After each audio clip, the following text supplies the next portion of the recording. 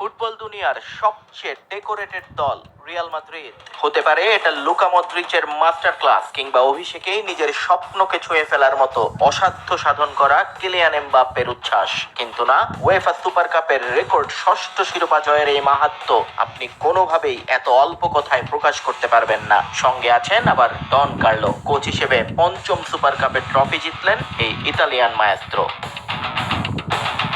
ওয়ারশর national স্টেডিয়ামে গল্পের শুরুটা এত সাবলীল ছিল না। সুপার ট্রায়োকে একসঙ্গে মাঠে নামিয়েও সাফল্য পেতে কার্লোকে অপেক্ষা করতে হয় দ্বিতীয়ার্ধ পর্যন্ত। প্রথম অর্ধের পুরোটা সময় নিজেদের গুছিয়ে নিতেই কেটে যায় মাদ্রিদিস্তাদের। এই সময় গোলের জন্য 3টা শট নিলেও অন টার্গেটে ছিল না একটাও। বল দখলে এগিয়ে থাকলেও সুযোগ তৈরিতে পিছিয়ে ছিলেন এমবাপ্পে, ভিনি, রদ্রিরা। অধিক সন্ন্যাসীতে গাজন নষ্ট হওয়ার দুও উঠে গিয়েছিল গ্যালারিতে।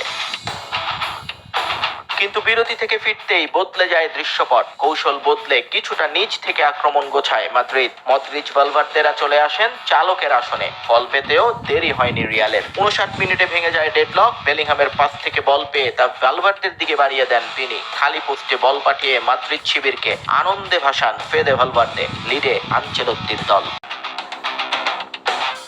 দ্বিতীয় গোলের জন্য আর অপেক্ষা করতে হয়নি লস ব্ল্যাঙ্কোদের। ধান দ্বিগুণ করে নিজের অভিষেক রাঙান কিলিয়ান এমবাপ্পে। বেলিংহামের পাস থেকে লক্ষ্যভেদ করেন এই ফ্রেঞ্চ তারকা। দুটো গোলেই অবদান ছিল জোডে বেলিংহামের। স্কোর শিটে নিজের নাম না উঠালেও দলের জয়ে বড় অবদান রেখে ম্যান অব দ্য ফাইনাল হয়েছেন এই ইংলিশ মিডফিল্ডার। লা লিগা, চ্যাম্পিয়ন্স লিগ, স্প্যানিশ কাপের পর সুপার কাপ দিয়ে মৌসুমের চতুর্থ শিরোপা জিতল রিয়াল মাদ্রিদ।